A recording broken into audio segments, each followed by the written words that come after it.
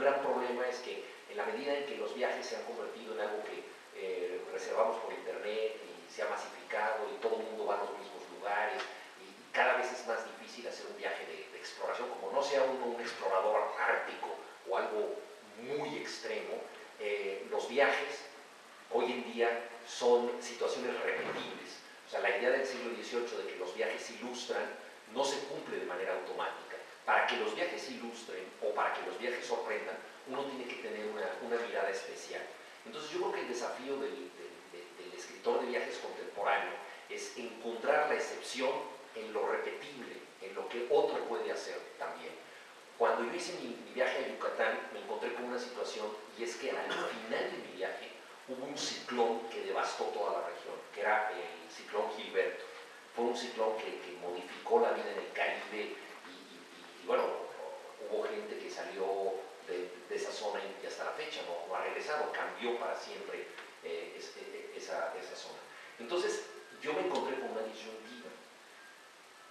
Mi viaje se podía convertir en la narración de una catástrofe y en esa medida podía tener un tema de interés, pero que ya no era un libro de viaje como el que yo me había propuesto. Yo me había propuesto el desafío de hacer un viaje que otro pudiera hacer, pero que lo importante fuera no viajar a un lugar, sino viajar a un estilo de viajar.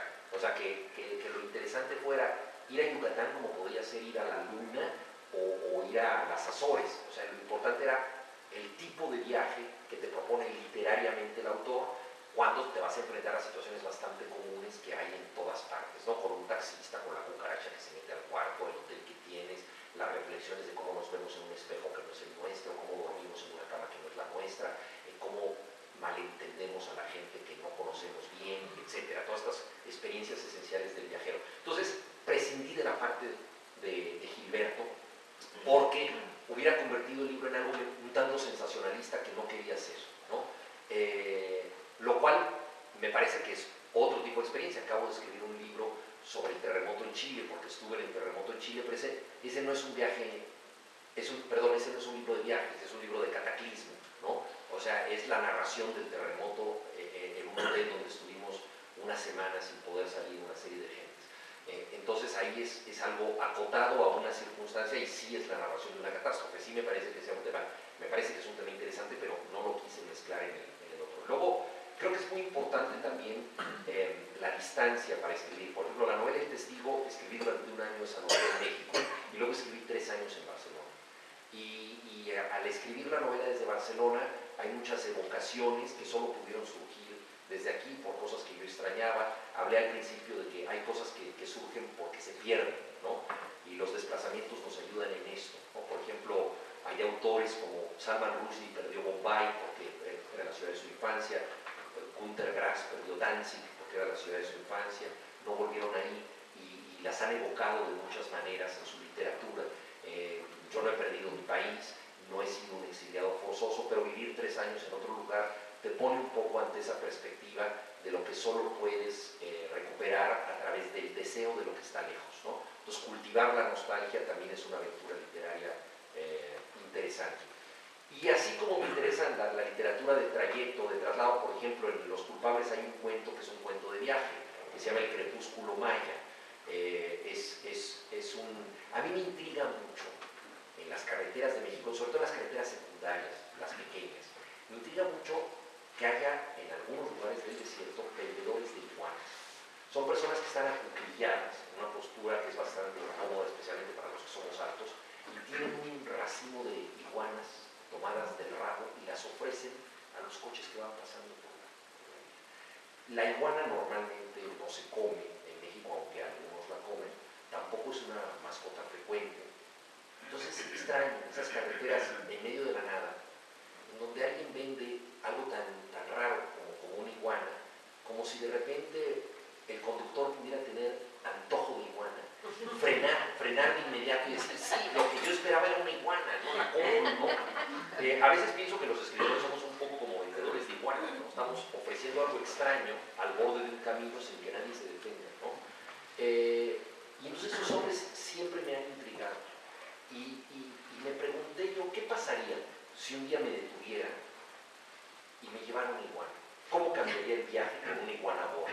Y esta es la historia del Crepúsculo Maya. Son 3 personas que van en un auto y se detienen a comprar una iguana. Y todo lo que les sucede cambia. Ellos naturalmente lo atribuyen a la iguana, ¿no? Porque cuando nosotros introducimos un elemento extraño, podemos hacer que todo lo que suceda sea atribuible a ese elemento extraño. Entonces, por eso la primera frase de ese relato es: la culpa fue de la iguana, ¿no? Y es un itinerario, es un viaje desde la Ciudad de México hasta Yucatán, la zona maya. Por eso se llama el Crepúsculo Maya. Y hay una ironía también ahí que tiene que ver con la forma en que representamos los viajes, porque uno de los protagonistas está inspirado en una amiga mía. Es un escritor de libros, de crónicas de viaje. De estos escritores, yo tengo una amiga que escribe de Bombay, de Sri Lanka, de Calcuta, del Himalaya, de hoteles de lujo cerca del Taj Mahal para revistas de viajes, y nunca sale de viaje. Le pagan muy poco, vive en una guardilla junto a una vía rápida, junto al viaducto, y se informa en internet de lo que pasa, le dan los datos básicos, se informa en internet y fabula. Y entonces parecería que llevara una vida de fantasía de 5 estrellas y la pobre nunca sale de viaje. Entonces, inspirándome en esta amiga, es la historia de alguien que escribe para una revista de ese tipo, ¿no? Y al fin hace un viaje real. Hace un viaje real lleno de peripecias y de desastres y de cosas así. Entonces, bueno, eso es un cuento de viaje. Pero también me interesa mucho la situación de inmovilidad o la situación de isla. No sé, yo creo que en la literatura podemos jugar con estos. Podríamos decir que hay una literatura extrema de viajes, donde todo fluye, todo ocurre en un trayecto, y una literatura de isla, donde todo ocurre en un perímetro, ¿no? Por ejemplo, en mi novela El disparo de Argón, todo ocurre en un barrio de la Ciudad de México, un barrio inventado que se llama San Lorenzo, que está trazado en retícula como la parrilla donde ardió el mártir San Lorenzo. Es un barrio popular donde el único edificio importante es una clínica de ojos, inspirada en la clínica Barraquer, pero adaptada a la mitología mexicana, ¿no? Si ustedes entran a la clínica Barraquer aquí en Montaner, lo primero que puso el doctor Barraquer, el fundador, fue el ojo de Osiris, para que el que llega ve el ojo de Osiris, y esto era una manera de reconocer que hay muchas maneras de ver la vista, y bueno, si te cura Osiris, si te cura ese ojo, ya no necesitas un oftalmólogo, ¿no? Si no te cura, puedes pasar, y hay un vestíbulo con los signos del zodiaco, hay muchos elementos esotéricos y herméticos en los que creía el doctor Barraquer, que son interesantísimos, porque creía en la visión en un sentido óptico, pero también trascendente. Y su discípulo en México hace una réplica, pero a la mexicana. O sea, en vez del ojo de Osiris está el espejo humeante de Tezcatlipoca, que es el dios de la fatalidad, es un espejo de obsidiana, donde el hombre escruta su destino y lo que le puede pasar, y en fin, está lleno de símbolos, es una especie de pirámide azteca posmoderna o moderna, ¿no? Y todo ocurre en un barrio. Pues es una novela de una hiperlocalidad, y yo quería cómo representar una ciudad oceánica como la Ciudad de México, que ni siquiera sabemos cuántos habitantes tiene, ¿no? O sea, cuando tú le preguntas a un mexicano cuántos habitantes tiene la Ciudad de México, te dice, pues no, yo creo que entre 18 y 20 millones, ¿no? O sea, el margen de error es como del tamaño de Barcelona, más o menos, ¿no? Es como margen de error, ¿no? Y entonces, a nosotros nos cuesta mucho trabajo describir una ciudad tan oceánica. Entonces me ocurrió que una manera de describir el mar es describir una isla, ¿no? Entonces, tener una isla, y a partir de todo lo que pasa en la isla, prefigura un poco lo que pasa en el entorno que es el mar. Entonces, la idea de describir la ciudad a partir de un solo barrio pequeñito, inventado por mí, pero que trate de captar el pulso de lo que es más o menos la Ciudad de México, ¿no? Entonces también esa es una novela de localidad. Muy bien, pues... Así. A mí me gustaría saber cómo has tenido la educación en alemán. Yo soy alemana. Ah, Y has ¿De estado dónde? de Colonia. Ah, muy bien. ¿De dónde? Y has estado 3 años en Berlín. Sí. ¿Has tenido tentación también de escribir en alemán? Uy, no podría. He traducido, pero yo creo que hay que tener a ver, lo más importante en la traducción es la lengua de llegada, ¿no? Porque el lector te va a leer a ti en la lengua a la que se traduce. Entonces, por ejemplo, uno puede a lo mejor no hablar perfectamente o sin acento el ruso, pero tener suficiente capacidad de dominar el ruso para captarlo en un magnífico castellano. Eso es, digamos, un ejercicio interesante, y es lo que vale la pena en la yo no me siento capaz de escribir en alemán. Sí he escrito muchas cosas de correspondencia, he supervisado traducciones. Ahora se puso una obra de teatro mía en Alemania, entonces sí hubo mucha discusión con la directora y con la traductora, pero hasta ahí llego, ¿no? Y puedo hablar así más o menos, pero no me siento capacitado. Y además otra cosa es que no me nace, ¿no? Porque la lengua te tiene que surgir como una especie de zona del inconsciente bueno, a veces sueño en alemán, pero sueño en alemán, Es que pero me no. extraña porque 9 Sí. años Sí, 9 años de es mucho. niñez, Sí. has dicho que todos, Sí, menos, sí, ¿no? O sea, todo has tenido que sí. aprender en Alemán, alemán. pues sí. Debería haber dejado una huella. No, sí dejó una huella, fortísima, no, una huella muy grande, muy grande, muy grande. Pero que yo, digamos, la relación que tengo, que sí es fuerte en mí, es en la traducción, en la adaptación de textos del alemán. Eso sí, yo creo que es lo que yo puedo hacer con el alemán, trasladarlo al español. Lo habla y lo escribe perfectamente. Seguro. Y el problema es que él, en las 3 novelas que ha escrito, nunca salió de México. O sea que si tiene que llegar a Alemania, primero ya con el novelas de España y Barcelona, pues lentamente irá acercándose y finalmente quizá a la jubilación en Alemania y quizá Bueno, antes de está morir. 3 años. Sí, ¿no? O sea, Sí, 3 pero no me ha años. escrito literalmente sobre. Sí, no, he escrito algún cuento que se ubica, hay un cuento que se ubica en Potsdam, otro se ubica en Düsseldorf, pero son cuentos. Y quiero escribir una novela que se ubique en Berlín, pero todavía no he llegado a eso. Sí, No, quiero. solamente me interesa ver Sí. qué podría ser, ¿no? Sí, sí.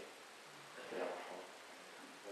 Lo que más me gusta de la lengua alemana es que cuando algo no se entiende en alemán, se dice das kommt mir Spanisch vor. Ya. Sí, eso está en español. Entonces eso quiere decir como, nosotros eso está en chino, ¿no? Cuando hay mucho jolgorio, también se dice ir a Barcelona. Exacto, el de Jeremy Barcelona. Sí. Sí. Tengo una pregunta. Parece que estás trabajando varios géneros al mismo tiempo, ¿no? Sí. Constantemente. ¿Qué haces para no confundirte? Ay.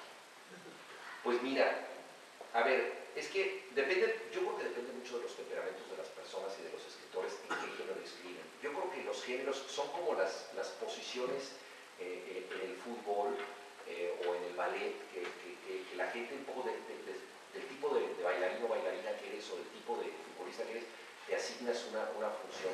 Y hay gente a la que se le da muy bien cultivar un solo género y se siente muy satisfecha y está ahí. Y yo tengo un temperamento y una curiosidad muy dispersos. Entonces salto mucho de una cosa a otra y es mi manera normal de ser o anormal de ser. Entonces me interesan muchas cosas al mismo tiempo y eso me lleva a pensar en muchas como distintas cosas. Pero dicho esto, digamos que tengo como ideas sueltas que tienen que ver con cosas muy diversas. Al mismo tiempo, no puedo estar escribiendo un texto así de largo aliento junto con otro. O sea, no puedo escribir al mismo tiempo una novela y una obra de teatro. Escribo durante 3, 4, 5 meses una novela, luego la dejo descansar y entro en una obra de teatro, pero no puedo un día una cosa, otro día otra, no. Y lo que sí tengo que hacer, porque yo vivo del periodismo, eso es de lo que vivo. Entonces yo tengo entregas bastante exigentes todas las semanas, varias, y entonces eso sí lo tengo que hacer. Entonces hay mañanas en que soy periodista, hay tardes en que soy periodista y que no me queda más remedio y aparto lo demás. Pero lo que sí no puedo es empezar un cuento un día y luego un capítulo de novela, no. No, empiezo un cuento y hasta que no termino una versión de ese cuento y lo dejo descansar, no regreso a otra cosa. O sea, que digamos que soy disperso, pero